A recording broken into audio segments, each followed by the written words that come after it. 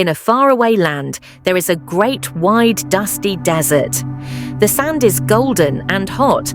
It rises in great big hills and makes huge flat plains. In one corner, it is covered in orange and yellow boulders that are all different shapes and sizes. Some are rough and some are smooth. Some are flat and wide. Others are tall and round, and still more are jagged and crinkly. There are many types of plants in this desert. There are squishy succulents that grow on the ground, and there are pale green bushes that grow in between the boulders. They have small pointed leaves and dry twisted stalks that grow out of the sandy ground.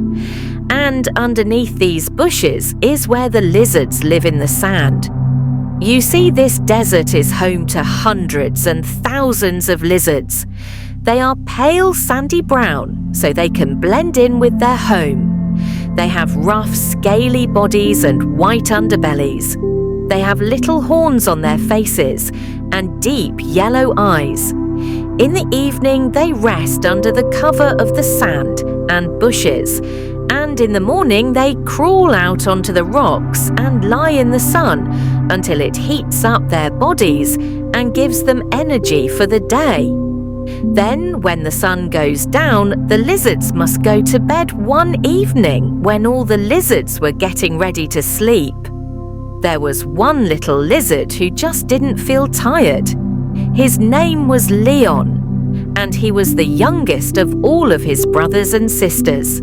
Every time he tried to lie down with them, his tail would wiggle and his feet would paddle, and he'd just have to move. All his brothers and sisters moaned and complained. Why couldn't Leon just stay still? Leon felt bad for keeping his brothers and sisters awake, so he crawled out of the sand. He looked around. The sun was sinking low in the sky, turning the rocks and the ground pinky. Orange, the shadows of the bushes and boulders were long and dark, and Leon knew that he didn't have much time. Then he spotted a shiny black beetle crawling quickly over one of the boulders. He watched it for a moment. Then he saw another beetle appear. It chased the first beetle all over the rock like they were playing a game. Leon had an idea. Maybe if he ran around and played a bit, he would tire himself out and he'd get to sleep. So Leon scurried as fast as he could to the beetles and asked to play with them. The beetles giggled happily and told him that they were playing catch. So Leon joined in. He leaped and ran and scurried all over the rocks and boulders. He felt the stone beneath his feet becoming cooler and cooler as the heat of the day left it. He saw the sunrise bouncing off the shiny backs of the beetles. He smelled the strange, earthy smell of night coming, but he didn't feel tired at all. He somersaulted and jumped. The beetles were good at playing catch. He lost as many games as he won, but soon their little beetle legs got tired and they had to crawl into a crack in the rock to sleep. But Leon still didn't feel tired at all. Actually, he felt even more alive and full of energy. So Leon kept moving over the boulders as he scurried. He wondered to himself if there was another way to make himself feel tired. He was thinking so hard that he forgot to look where he was going. He lost his footing and fell off the side of his boulder. He was turning in mid-air when he saw the biggest sponges looking succulent he'd ever seen. It looked like a big pale green pillow. He breathed out a sigh of relief.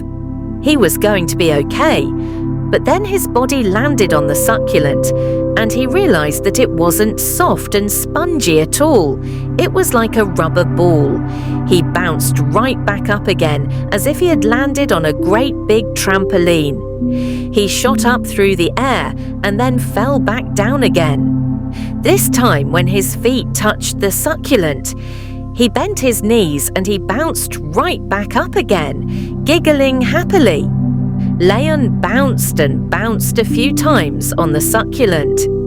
He thought that this would definitely make him feel sleepy. But after a while, he wanted to stop bouncing, so Leon stopped bouncing on the succulent and scurried onto a nearby boulder, panting. He looked around. It was definitely nighttime now. He could see the stars up above him. He was glad not to be bouncing, but he didn't feel tired at all. Still, it wasn't wise to be out late, so slowly he made his way back home. When he got there, he found all his brothers and sisters sound asleep. He wriggled in next to them and wondered how he could fall asleep too. Then he remembered something when his dad couldn't sleep. He would close his eyes and imagine ant and count them. Leon closed his eyes and began to imagine ants. First, he imagined one ant, then he imagined 2 ants, then he imagined 3 ants, then he imagined 4 ants. But this time he also imagined they were training to be in the circus. They were jumping through little hoops. Then a 5th ant joined them and started playing a tiny drum. Then more ants came to play the trumpet and the guitar. Soon there was a whole audience of ants watching the circus ants play music and jump through hoops.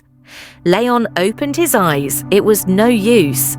He hadn't counted the ants at all. He'd just made a big story for them that made him feel even more awake. Leon sighed a big sigh. Perhaps he just wouldn't be able to sleep tonight. But then Lon's mother woke up. She looked lovingly at all her little lizards snuggled in around her, and she saw Leon wide awake. She crawled over to him and kissed him on his head. Leon told her all about trying to get to sleep and how it wasn't working, but she just patted him on the back and smiled. She told Leon to lie down, get comfortable and close his eyes. Leon wriggled into a good position and closed his eyes. Then his mother told him to take a deep, slow breath in. Leon did what he was told. The cool desert air filled his lungs, and he realized how warm he felt inside. The cooling breath felt so soothing and relaxing, he breathed out happily. Then Leon's mother told him to think about the tip of his tail. As soon as she said it, he felt his tail warm and scarcely lying on the cool sandy ground. The ground felt so calming and safe, he felt his tail give one little twitch and then relax. It was as if every part of it had decided Ed to become soft and sleepy. Leon gave a little yawn. Then his mother told him to feel his belly. Leon felt it warm and wriggly against the cool ground, but then he felt his breath making it balloon in and out, just like how his tail relaxed. Leon's belly relaxed too. It suddenly felt so good to be lying against the cool sandy ground. Then his mother told him to think about his arms and legs and his little claws. Leon thought about them and realized how tired they felt. They had carried him all day and all evening over the boulders and the sand. They had bounced with him on the succulent, and high into the air they were exhausted. He felt them quiver and relax, just like his tail and belly had done. Then his mother told him to think about his head and his eyes and the tip of his tongue. Leon thought about how much thinking his head had done and how tired it felt now. Then he thought about his eyes and all they had seen, how tired they were now. So he let them relax, just like he let his tail and his belly and his arms and legs relax. Then his mother told him something else, but whatever it was, Leon didn't remember, or perhaps he just didn't hear it. He was so relaxed and so tired that he simply slipped into his dreams. The mother lizard smiled as she watched her littlest lizard sigh softly and join his other brothers and sisters. As they slumbered, she closed her eyes and felt the cool ground beneath her, heard the sound of her children around, and smelled the earthy smell of night. She took a long, flowing breath in and felt herself drift softly into the sweetest, deepest sleep.